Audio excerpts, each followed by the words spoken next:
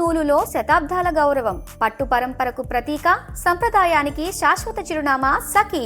T20 ప్రపంచ కప్లో host చేస్తున్నటువంటి దేశం ఇప్పుడు ఎలిమినేట్ అయిపోయింది. అంటే మనమేగా హోస్ట్ చేస్తున్నామని కంగారపడవచ్చు. మనతో పాటుగా శ్రీలంక కూడా టీ20 వరల్డ్ కప్ని హోస్ట్ చేస్తుంది, సహా హోస్ట్గా ఉంది. నిన్న జరిగినటువంటి మ్యాచ్లో న్యూజిలాండ్ పైన దారుణమైనటువంటి ఓటమిని చవిచూసి శ్రీలంక ఇంటిపాట పట్టింది. ఇప్పుడు సూపర్ 8 దశలోనే ఇంకొక మ్యాచ్ మిగిలిండగానే సూపర్ 8 నుంచి ఎలిమినేట్ అయిపోయింది. దీంతో టోర్నమెంట్ నుంచి నిష్క్రమించేసింది. శ్రీలంక ఓటమికి గల కారణాలేంటి, సోషల్ మీడియా చెప్పులు ఏం చర్చ నడుస్తుంది, శ్రీలంక యువత, శ్రీలంక క్రికెట్ అభిమానులు ఏ రకంగా చర్చ కొనసాగిస్తున్నటువంటి విషయాన్ని చూస్తే వారు తీవ్రమైనటువంటి మనోవేదనతో పాత జ్ఞాపకాలను గుర్తు చేసుకుంటున్నారు. ఒకప్పుడు జయసూర్య, అదేవిధంగా కుమార సంగర్కర్గా, జయవర్ధనే, దిల్షాన్ ఇలాంటి భీకరమైనటువంటి లైనప్ ఉన్నటువంటి బ్యాటింగ్ ఉన్నటువంటి టీం, మలింగ, ముత్తయ్య మురళీధరన్ ఇలాంటి అద్భుతమైనటువంటి ప్రపంచ స్టార్స్ ఉన్నటువంటి టీం ఈరోజు మసగబారిపోయింది అంటూ కూడా ఆవేదన వ్యక్తం చేస్తున్నారు. వారి యొక్క వారసత్వాన్ని కొనసాగించేటువంటి క్రీడాకారులు మా జట్టులో లేకపోవడమే మా యొక్క దరిద్రం అంటూ కూడా అక్కడ శ్రీలంక అభిమానులు కామెంట్స్ చేస్తున్నారు. నిన్న ఇంత దారుణంగా ఓటమి పాలవడం, ఏమాత్రం చిన్న పోరాట పటిమ కూడా చూపించలేదు నిన్న పోటీలో. డూ ఆర్ డై మ్యాచ్లో, నాకౌట్ మ్యాచ్లో గెలిస్తే ఉంటాం లేకుంటే ఇంటికి వెళ్ళిపోతాం అనేటువంటి మ్యాచ్లో శ్రీలంక ప్రదర్శన అత్యంత దారుణమైనటువంటి పరిస్థితి.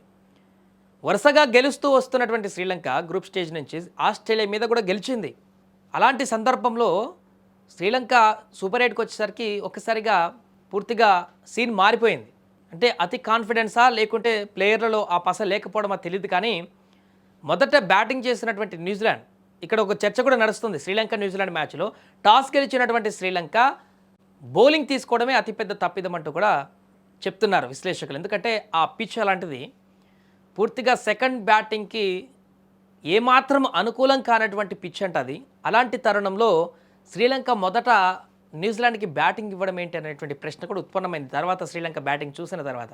ఎందుకంటే మొదట బ్యాటింగ్ చేయడానికి కూడా న్యూజిలాండ్ మొదట ఇబ్బంది పడింది, రాణించారు శ్రీలంక బౌలర్లు కూడా. కానీ చివరలో క్లైమాక్స్లో ఒక సినిమా చూపించారు న్యూజిలాండ్ బ్యాటర్లు. ఆ సినిమాతోటే మొత్తం మ్యాచ్ స్వరూపం ఒకసారిగా మారింది. శాంట్నర్ కెప్టెన్స్ ఇన్నింగ్స్ ఆడుతూ లాస్ట్ ఓవర్లో అసలు 130, 140 కూడా స్కోర్ చేస్తుందా లేదా అనేటువంటి పరిస్థితికి వచ్చింది న్యూజిలాండ్ మొదట బ్యాటింగ్ చేసి. కానీ చివరి ఓవర్లో చేసినటువంటి విధ్వంసకరమైనటువంటి బ్యాటింగ్తో 168 పరుగులు చేయగలిగింది న్యూజిలాండ్. ఇంత మంచి సేఫెస్ట్ స్కోర్, భారీ స్కోర్ చేసిన తర్వాత బ్యాటింగ్లోకి వచ్చినటువంటి శ్రీలంక మొదటి బంతికే వికెట్ కోల్పోయింది. నిశంక అద్భుత ఫామ్లో ఉన్న నిశంక న్యూజిలాండ్ పేసర్ హెన్రీ బౌలింగ్కి క్లీన్ బౌల్డ్ అయి ఇక ఆ తర్వాత నుంచి కంటిన్యూగా సీరియల్ లెక్కనే అన్ని వికెట్లు పోతూ వచ్చాయి. ఇక్కడ ఒక ట్విస్ట్ ఏంటంటే రచిన్ రవీంద్ర తను ఫుల్ ప్లెడ్జ్ బౌలర్ కాదు, గొప్ప బౌలర్ కాదు, లేకుంటే ప్రఖ్యాత బౌలర్ కూడా కాదు, అతను ఒక బ్యాట్స్మెన్ ఆల్రౌండర్. అలాంటి రచిన్ రవీంద్ర బౌలింగ్ని ఆడేందుకు గజగజ వణికిపోయారు శ్రీలంక బ్యాట్స్మెన్లు. టాప్ ఆర్డర్ నుంచి మిడిల్ ఆర్డర్ వరకు ఒక్కరు కూడా రచిన్ రవీంద్ర బౌలింగ్ని ఆడేందుకు సాహసం చేయలేకపోయారు. ఆడిన వాళ్ళందరూ వికెట్లు కోల్పోయారు. రచిన్ రవీంద్ర కెరీర్లోనే అత్యంత మెరుగైనటువంటి ఫలితాలు నిన్న వచ్చాయి. 4 వికెట్లు తీశాడు 4 ఓవర్లు వేసి రచిన్ రవీంద్ర. కీలకమైన వికెట్లను కూలగొట్టాడు. అతనేసే బంతి టర్న్ అయ్యేటువంటి పరిస్థితిని చూస్తే సెకండ్ బ్యాటింగ్ ఎందుకు శ్రీలంక చేయాల్సి వచ్చిందన్న దానిపైన క్వశ్చన్స్ వచ్చాయి. మొదటి బ్యాటింగ్ చేస్తే అయిపోవని చెప్పేసి అంత టర్న్ ఉంది వికెట్ మీద. రచిన్ రవీంద్ర అద్భుతంగా దాన్ని యూజ్ చేసుకున్నాడు, పక్కాగా వికెట్లు తీశాడు. ఏ ఒక్క కోశానా కూడా పవర్ ప్లే నుంచి అసలు ఈ టోర్నమెంట్ మొత్తంలో టీ20 వరల్డ్ కప్ టోర్నమెంట్ మొత్తంలో అత్యంత లో పవర్ ప్లే స్కోర్ చేసింది శ్రీలంక. ఇప్పుడు నేపాల్ రికార్డును కూడా తిరగరాసింది టోర్నమెంట్లో. అంత దారుణంగా బ్యాటింగ్ చేసింది, 20 పరుగులే పవర్ ప్లేలో చేసింది. ఇంకా కింద మీద పడుతూ లాస్ట్కు 100 పరుగుల మైలురాయిని దాటించారు. కానీ ఓటమి నుంచి తప్పించుకోవడం కాదు కదా, గెలుపు దగ్గరకు కూడా చేరినటువంటి పరిస్థితి నెలకొంది. ఘోరమైనటువంటి పరాభవంతో నెట్ రన్ రేట్ కూడా న్యూజిలాండ్కి చాలా ఎక్కువగా మారింది. దీంతో శ్రీలంక ఇంటికి పోవడమే కాకుండా ఇప్పుడు పాకిస్తాన్ కూడా లాక్కొని పోయినట్టుగా మారింది న్యూజిలాండ్ గెలుపుతోటి. నెక్స్ట్ మ్యాచ్ ఇప్పుడు శ్రీలంక పాకిస్తాన్తో ఆడుతుంది.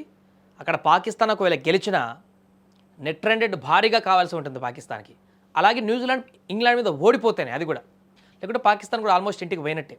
ఏదేమైనా కూడా శ్రీలంక న్యూజిలాండ్ మ్యాచ్లో హోస్ట్ చేస్తున్నటువంటి శ్రీలంక ఈసారి కనీసం సెమీస్ కన్నా వెళ్తుందని అనుకున్నారు. మొదట గ్రూప్ స్టేజ్లో ఆస్ట్రేలియాను కూడా ఓడించి అద్భుతంగా ఫామ్ కనబరుస్తున్నటువంటి పరిస్థితిని చూసి శ్రీలంక మంచి ఫామ్లోకి వచ్చింది, సెట్ అయిపోయింది. మొత్తం గత కొంతకాలంగా ఉన్నటువంటి జట్టుకు ఇప్పటికీ చాలా డిఫరెంట్ వేరియేషన్ కనిపించింది, పక్కాగా సెమీస్కి వెళ్తుందని అనుకున్నారు. కానీ వారి యొక్క వైఫల్యాలన్నింటినీ కూడా సూపర్ 8లో మ్యాచ్లో చూపించారు. దీంతో ఇంటి ముఖం పట్టింది. దీంతో శ్రీలంక అభిమానులందరూ కూడా ఇప్పుడు ఒకటే, వారు కళ్ళ నుంచి నీళ్లు రావడమే ఇంకా ఆలస్యం అన్నట్టుగా మారింది.